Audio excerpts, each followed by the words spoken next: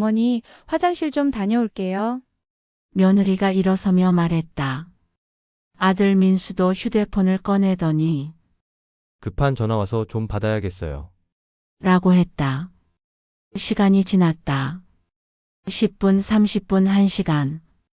순자의 가슴이 두근거리기 시작했다. 2시간이 지났다. 이제 순자는 확신했다. 아들과 며느리가 아예 돌아올 생각이 없다는 것을. 설마 그럴 리가. 순자는 로비 의자에 주저앉았다. 왜 날 버리고 간 거지? 하지만 마음 깊은 곳에서는 이미 답을 알고 있었다. 농지. 순자의 머릿속에 번개처럼 스쳐 지나간 생각이었다. 순자는 휴대폰을 꺼냈다. 하지만 화면에는 로밍 서비스가 해지되었습니다. 라는 메시지가 떠 있었다. 민수가 요금이 많이 나올 수 있으니까 꺼두세요. 라고 했던 말이 떠올랐다. 자신과 외부의 연결을 끊으려는 계획의 일부였던 것이다. 미소가 이제는 잔인한 가면처럼 느껴졌다.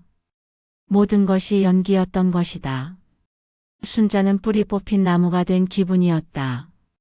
하지만 그녀는 아직 포기하지 않았다. 그녀는 천천히 일어서며 다짐했다. 어떻게든 이 상황을 헤쳐나가고 자신의 땅으로 돌아가겠다고. 안녕하세요. 오늘은 70대 농사를 짓고 있는 양순자님의 사연을 읽어드립니다. 양순자님의 사연과 함께 또 한 번 인생을 돌이켜보는 시간이 되길 바랍니다. 순자의 하루는 언제나 달구름 소리와 함께 시작되었다. 새벽 4시 반 어김없이 울어대는 수탉의 목청이 어둠을 가르면 그녀는 마치 약속이나 한 듯 눈을 떴다. 70이 넘은 나이에도 몸은 정확한 시계처럼 움직였다. 이불을 걷어내고 일어나 창문을 열면 가장 먼저 코끝에 스며드는 것은 흙냄새였다. 비가 온 다음 날이면 더욱 진하고 촉촉한 그 냄새는 순자에게는 그 어떤 향수보다 소중했다. 거칠어진 손바닥으로 대문을 열고 나서면 순자는 습관처럼 한 줌의 흙을 집어들었다. 손가락 사이로 스르르 빠져나가는 흙의 촉감을 느끼며 오늘 하루 날씨와 땅의 상태를 가늠했다. 이것은 그녀만의 특별한 의식이었다. 흙이 말랐으면 물을 주어야 했고 너무 질었으면 배수를 신경 써야 했다. 평생을 흙과 함께 살아온 순자에게 흙은 단순한 물질이 아니라 살아 숨 쉬는 동반자였다. 순자야, 오늘도 일찍 일어났구나. 이웃집 할머니가 담장 너머로 인사를 건넸다. 그럼 언제 늦잠 자본 적이 있나? 땅이 기다리는데. 순자는 웃으며 대답했다. 그녀에게 농사는 단순한 생계 수단이 아니었다. 그것은 삶의 리듬이자 존재 이유였다. 비가 오는 날에는 순자의 마음도 함께 촉촉해졌다. 처마 끝에서 톡톡 떨어지는 빗방울 소리를 들으며 그녀는 마음속으로 땅에게 고마움을 표했다. 이제 목이 마르지 않겠구나. 며칠째 계속되던 가뭄 끝에 내리는 비는 그야말로 단비였다. 순자는 우산도 쓰지 않고 밭으로 나가 빗속을 거닐곤 했다. 흙이 비를 머금고 부드러워지는 모습을 보는 것만으로도 그녀의 마음은 평온해졌다. 반대로 가뭄이 계속되는 날에는 순자의 걱정도 깊어졌다. 하지만 그녀는 절망하지 않았다. 대신 더 부지런히 움직였다. 새벽부터 저녁까지 물을 길어 나르고 작물 하나하나에 정성스럽게 물을 주었다. 가뭄은 시련이었지만 동시에 더욱 간절한 마음으로 땅을 돌보게 만드는 계기이기도 했다. 힘들수록 더 살뜰히 돌봐야지. 순자는 혼잣말하며 물주전자를 들었다. 씨앗을 심는 일은 순자에게 가장 신성한 순간이었다. 작은 씨앗 하나하나를 흙 속에 묻을 때마다 그녀는 마치 기도를 올리는 듯한 경건함을 느꼈다. 잘 자라거라. 엄마가 잘 돌봐줄게. 씨앗에게 속삭이는 순자의 목소리는 자식을 달래는 어머니의 그것과 다르지 않았다. 실제로 순자에게 작물들은 또 다른 자식들이었다. 배추, 무, 고추, 상추. 하나하나가 소중한 생명이었다. 걸음을 주는 일 또한 순자는 소홀히 하지 않았다. 직접 만든 퇴비를 정성스럽게 부리며 그녀는 땅에게 영양을 공급하고 있다는 뿌듯함을 느꼈다. 이렇게 주는 만큼 받는 거야. 순자의 철학은 단순했다. 베푸는 만큼 돌아온다는 것, 그것이 땅이 가르쳐준 가장 중요한 교훈이었다. 잡초를 뽑는 일은 고된 노동이었지만 순자는 그 과정에서도 의미를 찾았다. 나쁜 놈들은 빨리 자라더라고. 허리를 숙이고 잡초를 하나하나 뽑아내며 그녀는 삶의 이치를 되새겼다. 좋은 것을 기르려면 나쁜 것을 먼저 제거해야 한다는 것. 이것 또한 땅이 주는 가르침이었다. 계절이 바뀌고 수확의 때가 오면 순자의 기쁨은 하늘을 찔렀다. 자신이 심고 가꾼 작물들이 탐스럽게 열매를 맺은 모습을 보며 그녀는 깊은 보람을 느꼈다. 역시 땅은 거짓말을 안 해. 수확한 채소를 품에 안고 웃는 순자의 얼굴에는 순수한 기쁨이 넘쳤다. 그 순간만큼은 세상의 모든 근심이 사라졌다. 순자에게 가족은 또 다른 형태의 농사였다. 아들과 며느리를 바라보는 그녀의 눈빛은 작물을 돌보는 그것과 같았다. 정성을 다해 돌보고 필요한 것을 채워주고 잘못된 것은 바로잡아 주려 했었다. 내 자식들은 가장 귀한 곡식이야. 순자는 진심으로 그렇게 생각했다.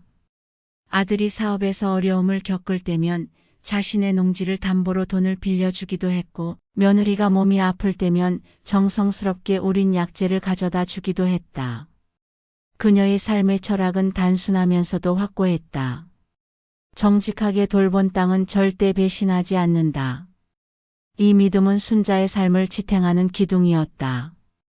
흙을 속일 수 없듯이 사람도 진정성 없이는 얻을 수 있는 것이 없다고 그녀는 믿었다. 씨앗을 심지 않고서는 수확을 기대할 수 없고 거름을 주지 않고서는 풍성한 열매를 바랄 수 없다는 것. 이것이 땅이 가르쳐준 삶의 진리였다. 순자는 자신의 거칠어진 손바닥을 바라보며 뿌듯해했다. 이 손이야말로 자신의 삶을 증명하는 훈장이었다. 수십 년간 흙을 만지고 씨앗을 심고 작물을 가꾸며 만들어진 이 손은 그 어떤 보석보다 소중했다. 순자에게 있어 땅과 함께한 삶은 단순한 과거가 아니라 현재이자 미래였다. 그녀는 앞으로도 계속해서 이 땅과 함께 살아갈 것이라 확신했다. 그때까지만은. 그날 오후 순자는 평소처럼 배추밭에서 잡초를 뽑고 있었다. 가을볕이 등을 따스하게 비추고 바람이 살랑살랑 불어와 땀을 식혀주었다. 이런 날에는 농사일이 힘들지 않았다. 오히려 마음이 평온해져서 하루 종일이라도 밭에 있고 싶을 정도였다. 순자는 허리를 펴고 멀리 산을 바라보며 잠깐 숨을 고르고 있었다. 그때였다. 엄마. 아들 민수의 목소리가 멀리서 들려왔다. 순자는 고개를 돌려 대문 쪽을 바라보았다.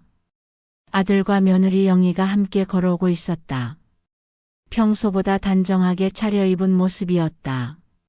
민수는 깔끔한 셔츠에 면바지를, 영희는 화사한 원피스를 입고 있었다. 뭔가 특별한 일이 있는 것 같았다. 어머니 안녕하세요. 영희가 밝게 인사했다. 평소보다 목소리에 힘이 들어가 있었다. 순자는 손에 묻은 흙을 털어내며 일어섰다. 그래 왔구나. 갑자기 웬일이냐? 민수가 어머니의 팔을 살며시 잡았다. 엄마, 잠깐 앉으세요. 할 말이 있어요. 그의 목소리에는 평소에 없던 다정함이 배어 있었다. 순자는 고개를 갸웃했다. 아들이 이렇게 다정하게 구는 경우는 드물었다. 보통은 바쁘다며 인사만 하고 금방 떠나곤 했는데 셋은 마당에 놓인 평상에 앉았다. 영희가 가방에서 과자 봉지를 꺼내 순자 앞에 놓았다. 어머니가 좋아하시는 거예요. 순자의 눈이 번뜩였다. 며느리가 자신을 위해 뭔가를 챙겨온 적은 손에 꼽을 정도였다. 오늘은 정말 뭔 일이지? 순자는 속으로 궁금해했다. 민수가 입을 열었다. 엄마 평생 고생만 하셨잖아요. 그 말에 순자는 손사래를 쳤다. 무슨 고생을 했다고 그러냐? 농사 짓고 사는 게 뭐 특별한 일인가. 하지만 민수는 고개를 저었다. 아니에요, 엄마. 정말로 많이 고생하셨어요. 아버지 돌아가신 후에도 혼자서 우리 키우시느라. 민수의 목소리가 잠깐 떨렸다. 순자는 아들의 얼굴을 자세히 들여다보았다. 진심처럼 보였다. 마음 한구석이 따뜻해졌다. 내 자식이 날 생각해 주는구나. 순자는 은근히 뿌듯했다. 영희가 거들었다. 맞아요, 어머니. 저희가 결혼한 후에도 많이 도와주셨는데 저희는 뭘 해드린 게 있나 싶어서요. 그녀의 말에는 미안함이 담겨 있는 것 같았다. 순자는 고개를 저었다. 그게 뭐가 대수냐. 가족끼리 서로 돕는 게 당연하지. 민수가 몸을 앞으로 기울이며 말했다. 그래서 말인데요, 엄마. 이번에 좋은 기회가 생겼어요. 순자는 고개를 갸웃했다. 무슨 기회? 민수와 영희가 서로 눈빛을 주고받더니 영희가 말했다. 해외 농장 견학이요. 어머니께서 평생 농사만 지으셨으니까 다른 나라 농업 기술도 보시고 좋은 공기도 마시시고요. 순자의 눈이 커졌다. 해외 농장? 그녀는 해외여행은 고사하고 서울에도 몇 번 가보지 못했다. 평생 이 작은 마을을 벗어날 생각조차 해본 적이 없었다. 그런 데를 내가 어떻게 가냐. 말도 모르는데.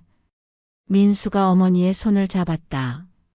저희가 다 챙겨드릴게요. 통역사도 있고 가이드도 있어서 걱정 없으세요. 그리고 엄마는 농사 경험이 풍부하시니까 오히려 현지 사람들이 배울 게 많을 거예요.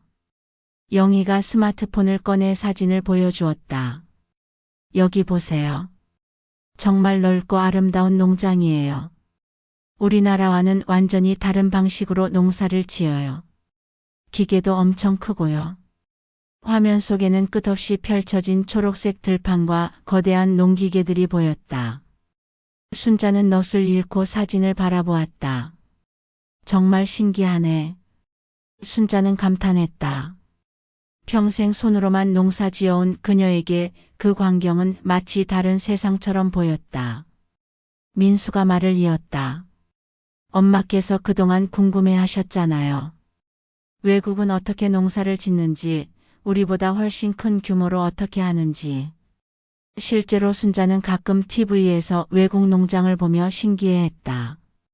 트랙터 한 대가 우리나라 논 몇 개를 합친 것만한 땅을 한 번에 갈아엎는 모습을 보면서 저런 곳에서는 농사가 어떨까 하고 궁금해했던 적이 있었다. 영희가 열정적으로 말했다. 그리고 어머니, 거기 공기가 정말 좋다고 해요. 워낙 넓어서 공해도 없고 하늘도 우리보다 더 파랗대요.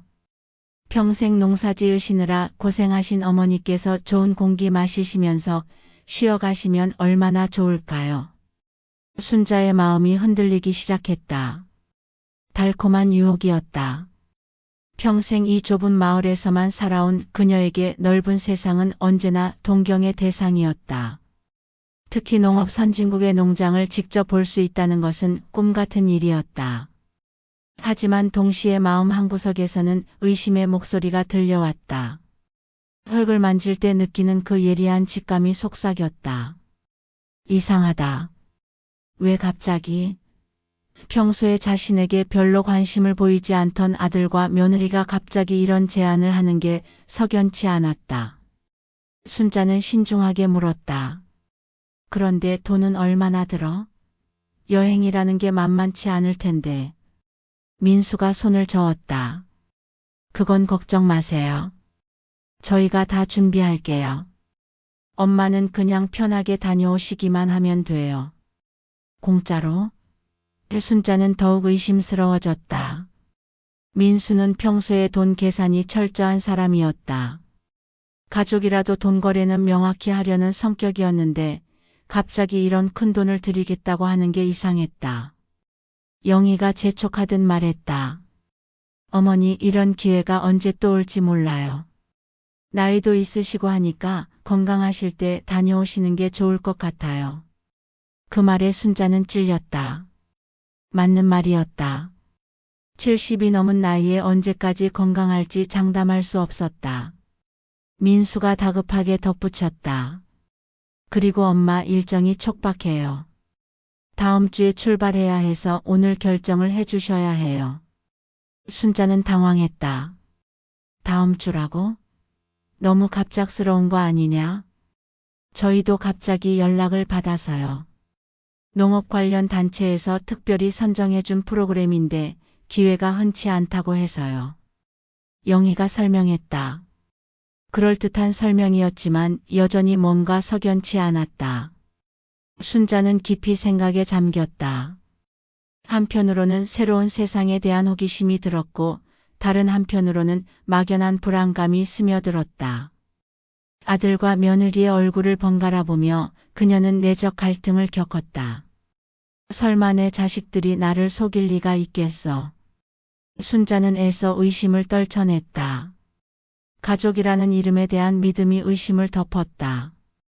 아무리 평소에 소홀했다고 해도 결국은 혈육이 아니던가. 어머니를 생각해서 이런 제안을 하는 것이 당연할지도 몰랐다. 순자는 마지막으로 물었다. 정말 괜찮을까? 내가 가서 민폐 끼치는 건 아닐까? 민수가 어머니의 손을 꼭 잡았다. 무슨 말씀이세요? 엄마만큼 농사에 대해 아는 분이 어디 있어요? 오히려 자랑스러워요. 그 순간 순자의 마음이 기울었다. 평생 인정받고 싶었던 것, 자신의 농사 경험이 가치 있다는 것을 확인받고 싶었던 것. 아들의 말이 그 깊은 갈망을 건드린 것이다. 그럼 한번 가볼까? 순자는 조심스럽게 말했다. 민수와 영희의 얼굴에 환한 미소가 번졌다. 정말요? 어머니. 영희가 순자의 손을 잡았다. 그 순간 순자는 따뜻함을 느꼈다. 가족의 사랑을 확인한 것 같았다. 하지만 그녀가 모르는 사이 민수와 영희의 눈빛에는 다른 감정이 스치고 지나갔다. 안도감과 함께 묘한 긴장감이 교차했다. 그들에게 이 여행은 순자를 위한 선물이 아니었다. 그것은 치밀하게 계획된 시간 벌기였고 순자의 농지를 처분하기 위한 첫 번째 단계였다. 비행기에서 내린 순간부터 순자는 압도당했다. 공항의 규모부터가 상상을 초월했다. 천장이 얼마나 높은지 목이 아플 정도로 올려다봐야 했고 사람들이 개미떼처럼 분주하게 오가는 모습에 어지러웠다. 무엇보다 귀에 들리는 모든 소리가 낯설었다. 사람들이 나누는 대화, 안내방송, 심지어 발걸음 소리까지도 한국과는 달랐다. 어머니 괜찮으세요? 영희가 순자의 팔을 부축하며 물었다. 순자는 고개를 끄덕였지만 사실 괜찮지 않았다. 가슴이 두근거렸고 다리에 힘이 빠지는 느낌이었다. 평생 살아온 터전을 벗어나 이렇게 먼 곳까지 온 것이 실감났다. 민수가 앞서 걸으며 길을 안내했다. 저기 입국 심사하는 곳이에요. 줄 서서 기다리시면 돼요. 순자는 아들을 따라 걸었지만 주변의 모든 것이 신기하고 동시에 두려웠다. 간판에 적힌 글자들은 하나도 알아볼 수 없었고 사람들의 얼굴도 모두 낯설었다. 입국 심사를 마치고 수화물을 찾아 나오는 길에 순자는 문득 불안해졌다. 여기서 길을 잃으면 어떻게 하지? 그녀는 무의식적으로 민수의 옷자락을 잡았다. 엄마 걱정 마세요. 제가 옆에 있잖아요. 민수가 다독여 주었지만 순자의 불안은 쉽게 가라앉지 않았다. 공항 출구를 나서자 완전히 다른 세상이 펼쳐졌다. 공기부터가 달랐다. 한국의 그것보다 건조하고 어디선가 풍겨오는 냄새도 낯설었다. 하늘은 정말로 더 파란 것 같았지만 그 넓은 하늘이 오히려 순자를 더욱 작게 만들었다. 호텔로 먼저 가서 짐 정리하고 그 다음에 농장 구경하러 가요. 영희가 설명했다. 순자는 고개를 끄덕였지만 여전히 주변을 두리번거리고 있었다. 모든 게 신기했지만 동시에 무서웠다. 만약 혼자라면 어떻게 해야 할지 전혀 감이 오지 않았다. 호텔에 도착해 체크인을 마친 후 세 사람은 로비에 앉았다. 순자는 긴 여행에 지쳐 있었지만 새로운 환경에 대한 호기심도 있었다. 정말 멀리 왔구나. 그녀는 혼잣말처럼 중얼거렸다. 어머니, 화장실 좀 다녀올게요. 영희가 일어서며 말했다. 순자는 고개를 끄덕였다. 그래, 다녀와라.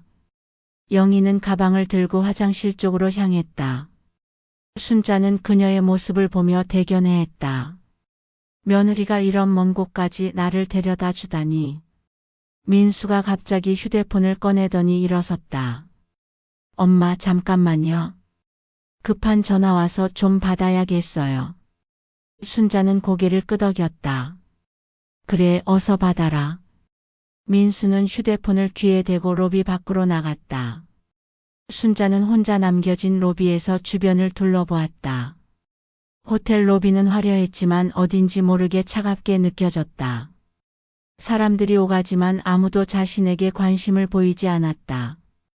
언어도 통하지 않는 이곳에서 혼자 있다는 사실이 새삼 실감났다. 시간이 지났다. 10분, 20분. 영희가 돌아오지 않았다. 순자는 시계를 보며 걱정하기 시작했다. 화장실이 어디 있는 거지? 너무 오래 걸리는 거 아닌가? 그녀는 영희가 간 방향을 바라보며 목을 길게 빼고 기다렸다. 민수도 마찬가지였다. 전화를 받으러 나간 지 벌써 30분이 넘었다. 순자는 불안해지기 시작했다. 무슨 일이 있는 건 아닐까? 그녀는 자리에서 일어나 민수가 나간 쪽을 바라보았지만 그의 모습은 보이지 않았다. 1시간이 지났다. 순자의 가슴이 두근거리기 시작했다. 손바닥에서 땀이 났고 목이 말랐다. 주변 사람들에게 뭔가 물어보고 싶었지만 언어가 통하지 않았다. 그녀는 절망적인 기분이 들었다. 실례합니다. 순자는 용기를 내어 지나가는 사람에게 말을 걸어보았다. 하지만 그 사람은 순자를 이상하게 바라보더니 고개를 저으며 지나갔다. 순자는 더욱 위축되었다. 이 시간이 지났다.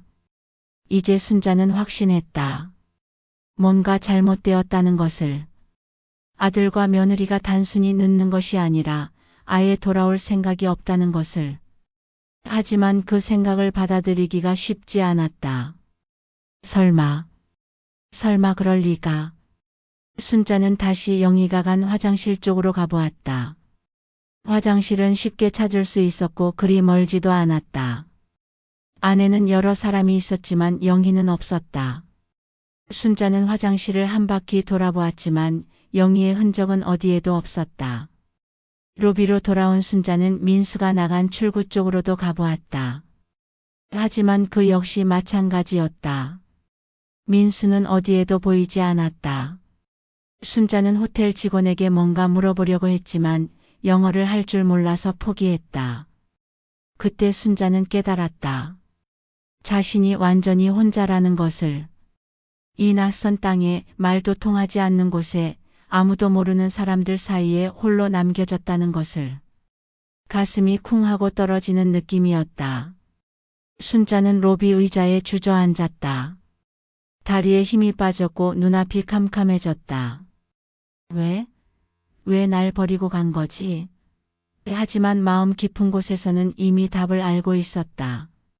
처음부터 느꼈던 그 이상한 느낌, 너무 갑작스러웠던 제안, 평소와 다른 아들과 며느리의 태도.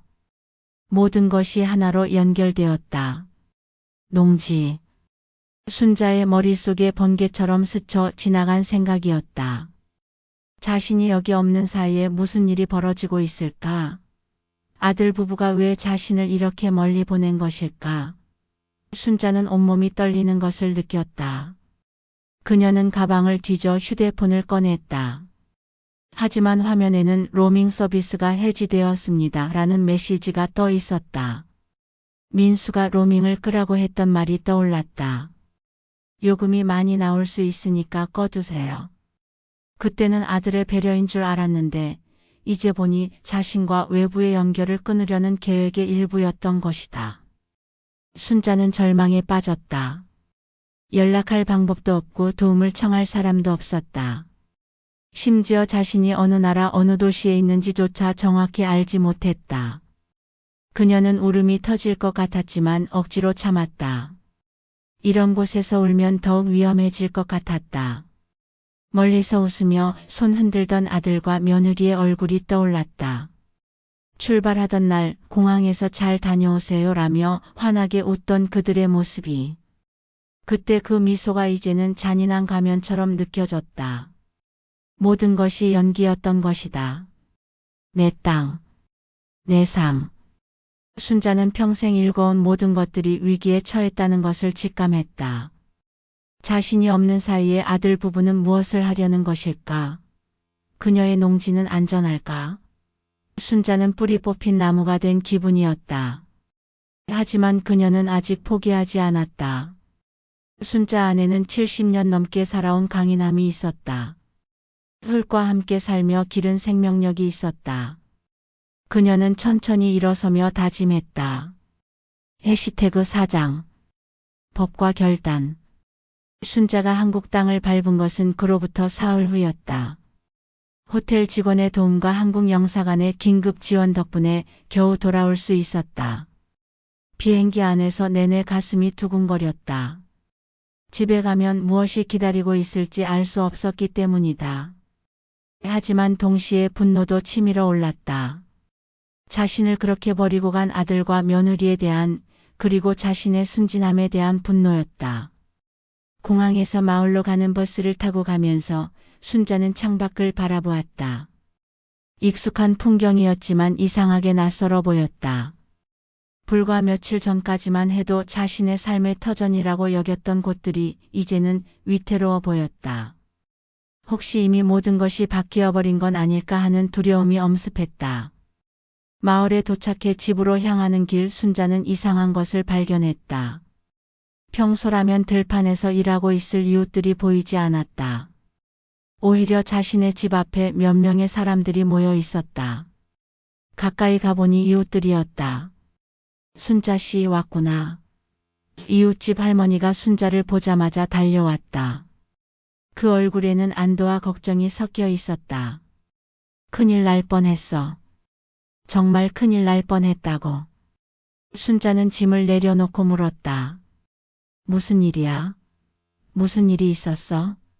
할머니는 순자의 손을 잡고 안으로 이끌었다. 앉아. 앉아서 들어봐. 내가 없는 사이에. 이웃들의 증언은 충격적이었다. 순자가 떠난 바로 다음 날 민수와 영희가 부동산 중개업자와 함께 나타났다는 것이었다. 그들은 어머니가 농지 매매에 동의했다며 서류를 들고 다니며 매수자를 찾아다녔다고 했다. 그래서 우리가 이상하다 했지. 순자 씨가 그런 사람이 아닌데 말이야. 옆집 아저씨가 분개하며 말했다. 그래서 물어봤더니 어머니가 해외에서 직접 전화로 동의하셨다고 하더라고. 그런데 우리가 보기에는 너무 이상했어. 순자는 온몸에 소름이 돋았다. 자신이 낯선 땅에서 혼자 버려져 절망하고 있을 때 아들 부부는 이곳에서 자신의 평생 재산을 팔아 넘기려 하고 있었던 것이다. 더욱 충격적인 것은 그들이 자신의 동의를 받았다고 거짓말까지 했다는 사실이었다. 그런데 다행히 구청에서 확인 전화를 했어. 할머니가 계속 설명했다. 본인 확인이 안 되니까 매매가 진행되지 않았지. 그런데 민수가 자꾸 재촉하더라냐. 순자는 머리가 띵해지는 느낌이었다. 로밍을 끄라고 했던 말의 진짜 의미를 이제야 완전히 이해했다.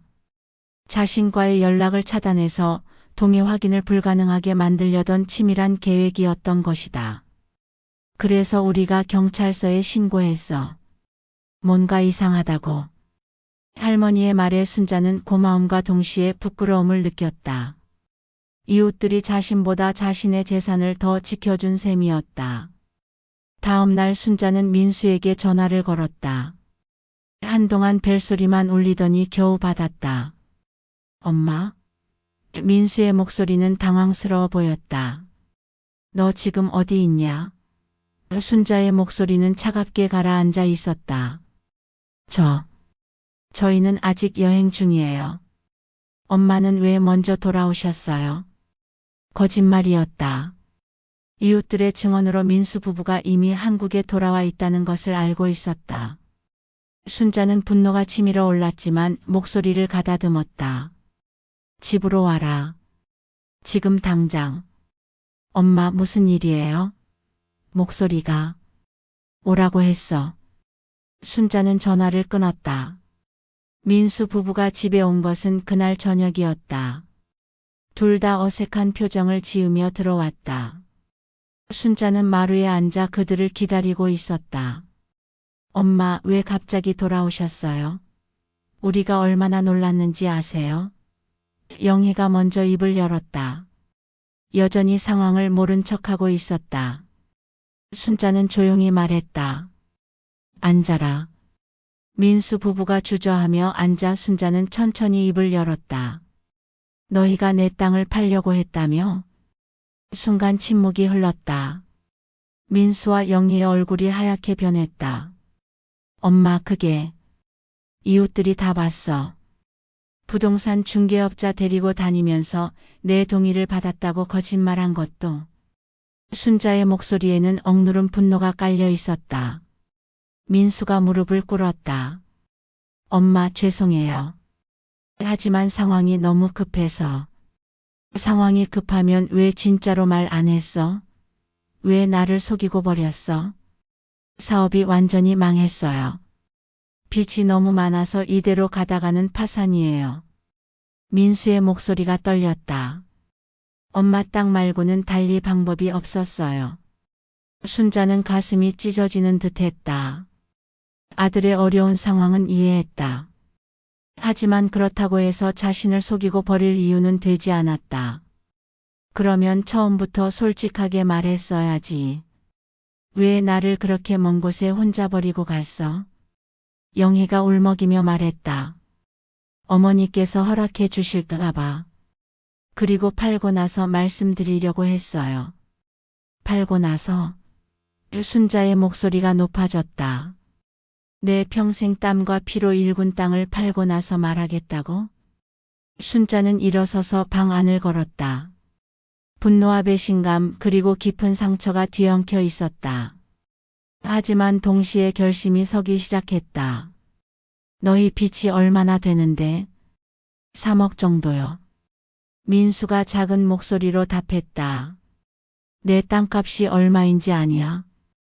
5억 정도로 생각해요. 순자는 냉소적으로 웃었다. 계산은 정확하게 했구나. 너희 빚 갚고도 2억이 남겠네. 민수 부부는 아무 말도 할 수 없었다. 순자는 결정을 내렸다. 내일 법무사한테 가서 상속 포기 서류를 써라. 엄마, 그게 무슨. 너희는 내 재산을 상속받을 자격이 없어. 그리고 앞으로 내 앞에 나타나지도 마라. 민수가 울부짖었다. 엄마, 죄송해요. 정말 죄송해요. 다시는 이런 일 없을게요. 하지만 순자의 마음은 이미 굳어 있었다. 흙을 다루며 배운 교훈이 있었다. 썩은 뿌리는 과감히 잘라내야 전체가 살 수 있다는 것. 욕심에 눈이 먼 자식들을 그대로 둔다면 자신의 남은 삶마저 망칠 수 있었다. 며칠 후 순자는 법적 절차를 밟기 시작했다. 변호사와 상담하고 아들 부부와의 모든 관계를 정리했다. 그들의 애원과 눈물에도 흔들리지 않았다. 한번 배신한 사람은 또 배신할 수 있다는 것을 뼈저리게 느꼈기 때문이었다. 순자 씨, 정말 괜찮겠어? 이웃 할머니가 걱정스럽게 물었다. 순자는 고개를 끄덕였다. 썩은 가지를 쳐내야 나무가 건강해져. 가족이라고 해서 다를 게 뭐 있어? 그날 밤 순자는 오랜만에 깊이 잠들었다. 마음이 아팠지만 동시에 후련했다. 이제 더 이상 배신당할 일은 없을 것 같았다. 해시태그 5장. 아들 부부와의 관계를 완전히 정리한 후 석 달이 지났다. 순자는 그동안 집에만 틀어박혀 있었다. 마을 사람들이 무난 인사를 와도 간단히 인사만 나누고 들여보내지 않았다. 상처가 아직 아물지 않았고 무엇보다 앞으로 어떻게 살아야 할지 방향을 잡지 못하고 있었다. 어느 날 아침 순자는 창문을 열고 오랜만에 바깥 공기를 깊이 들이마셨다. 봄이 오고 있었다. 겨우내 얼어붙었던 땅에서 새싹들이 고개를 내밀고 있었고 새들의 지저귐 소리도 활기차게 들려왔다. 그 소리를 듣고 있자니 문득 그리워지는 것이 있었다. 흙냄새에 씨앗을 만지는 감촉, 새싹이 돋아날 때의 그 설렘. 순자는 집 뒤편에 있는 작은 공터를 바라보았다. 예전에는 별로 신경 쓰지 않았던 곳이었다.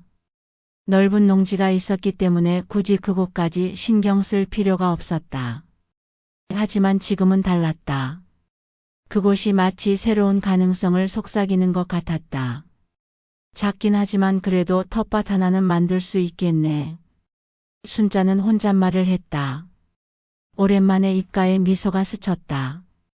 마치 오래된 친구를 다시 만난 기분이었다. 순자는 곧장 창고로 갔다.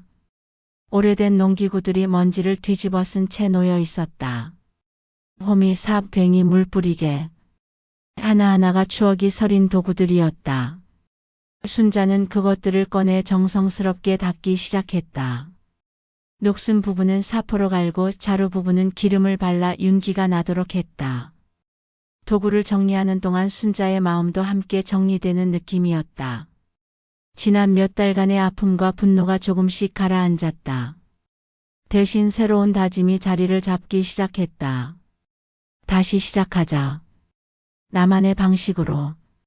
다음 날부터 순자는 본격적으로 텃밭 만들기에 착수했다. 먼저 잡초를 제거하고 돌멩이들을 골라냈다. 오랫동안 방치되어 있던 땅이라 만만치 않았다. 하지만 순자에게는 문제가 되지 않았다. 평생 이런 일을 해온 그녀에게 이 정도는 오히려 반가운 일이었다.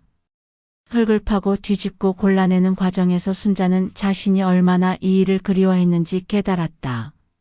거칠어진 손바닥에 전해지는 흙의 촉감, 삽에서 느껴지는 저항감, 땀이 흘러내리는 이마의 짠맛까지도 모든 것이 그리웠다. 순자 씨, 뭐 하는 거야?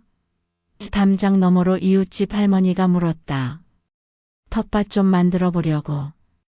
순자가 손을 털며 대답했다. 그래, 그렇게 하는 게 좋겠어. 집에만 있으니까 답답했을 텐데. 할머니의 말에 순자는 고개를 끄덕였다. 정말로 답답했다. 흙을 만지지 않는 삶이 이렇게 공허할 줄은 몰랐다. 일주일 만에 텃밭의 기초가 완성되었다. 10평 남짓한 작은 공간이었지만 순자에게는 새로운 희망의 터전이었다. 이제 무엇을 심을지 정해야 했다. 순자는 종자점에 갔다. 오랜만에 나서는 외출이었다. 가게에 들어서자 익숙한 냄새가 코끝을 스쳤다. 각종 씨앗과 모종들이 풍기는 그 특유의 냄새였다. 마음이 설렜다. 어서 오세요. 오랜만이네요. 가게 주인이 반갑게 인사했다. 네, 작은 텃밭 좀 만들어서 뭔가 심으려고 하는데요. 무슨 씨앗 찾으세요? 순자는 잠깐 생각했다. 무엇을 심을까? 평소 좋아했던 배추? 아니면 상추? 그런데 문득 다른 생각이 들었다. 새로운 시작인 만큼 새로운 것에 도전해보고 싶었다. 방울토마토 모종이 있나요? 가게 주인이 눈을 빛냈다. 있죠. 요즘 인기가 많아요. 키우기도 쉽고 수확량도 좋고.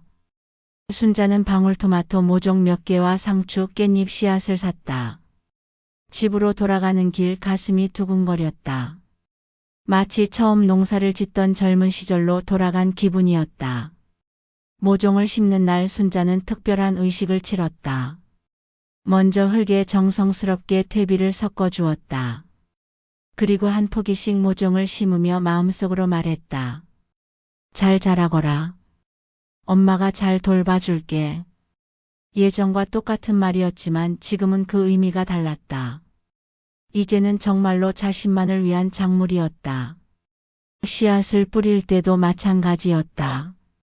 하나하나 정성스럽게 간격을 맞춰 심으면서 순자는 새로운 다짐을 했다. 이번에는 누구도 뺏어가지 못해. 내가 심고 내가 기르고 내가 수확하는 거야. 며칠 후 첫 번째 새싹이 돋아났다.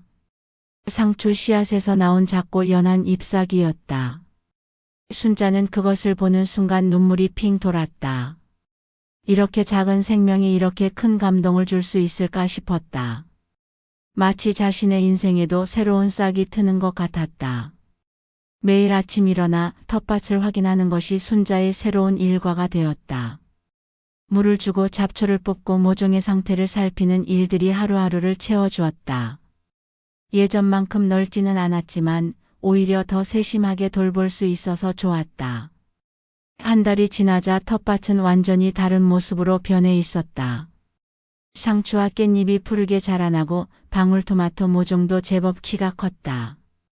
작은 꽃봉오리들도 맺히기 시작했다. 와, 정말 잘 자랐네. 이웃들이 하나둘 구경을 왔다. 순자는 뿌듯해하며 자신의 작품들을 자랑했다.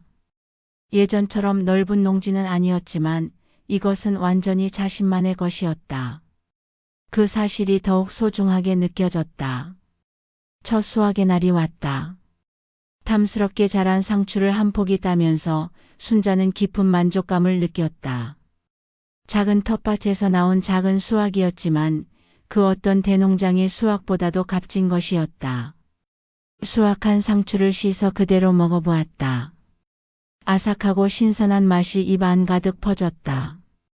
역시 직접 기른 게 최고야. 순자는 혼자 웃었다. 오랜만에 진심으로 기쁜 웃음이었다. 방울토마토가 빨갛게 익기 시작했을 때 순자는 이웃들과 나눠 먹었다. 순자 씨네 토마토 정말 맛있네. 칭찬을 들을 때마다 순자의 마음은 따뜻해졌다. 오래전 잊혀졌던 농부로서의 자부심이 되살아나는 느낌이었다. 여름이 깊어질 무렵 순자의 텃밭은 작지만 완벽한 하나의 세계가 되어 있었다. 매일 아침 그곳에서 하루를 시작하고 저녁에 그곳에서 하루를 마무리했다. 예전처럼 넓지는 않았지만 오히려 더 정성스럽게 돌볼 수 있어서 좋았다. 어느 날 저녁 순자는 수확한 채소들을 품에 안고 집으로 들어갔다. 거울에 비친 자신의 모습을 보니 얼굴에 생기가 돌아와 있었다. 몇 달 전에 지치고 절망적인 모습은 온데간데 없었다.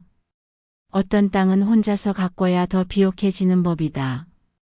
순자는 마음 깊이 깨달았다. 가족이라는 이름으로 얽매여 있을 때는 보지 못했던 것들이 이제는 선명하게 보였다. 자신이 진정으로 원하는 것이 무엇인지, 어떤 삶이 행복한 삶인지를. 썩은 뿌리를 잘라내야 새로운 생명이 자란다. 그것은 땅이 가르쳐준 진리였고 이제는 삶의 교훈이 되었다. 아들 부부와의 관계를 정리한 것이 아픈 일이었지만 그 덕분에 진정한 자유를 얻을 수 있었다. 밤이 깊어도 순자는 잠들지 않고 창밖을 바라보았다. 달빛에 비친 작은 텃밭이 은빛으로 빛나고 있었다. 그것은 단순한 밭이 아니었다. 자신의 손으로 다시 일어선 삶의 증거였고 진정으로 지켜야 할 자기만의 땅이었다. 순자는 미소 지었다. 내일도 모레도 계속해서 이 땅을 가꿔 나갈 것이다. 이제는 누구의 간섭도 배신도 두렵지 않았다. 자신의 삶은 자신이 책임질 것이고 자신의 행복은 자신이 만들어갈 것이었다. 작은 텃밭이지만 그곳에서 얻은 깨달음은 어떤 거대한 농지보다도 소중했다.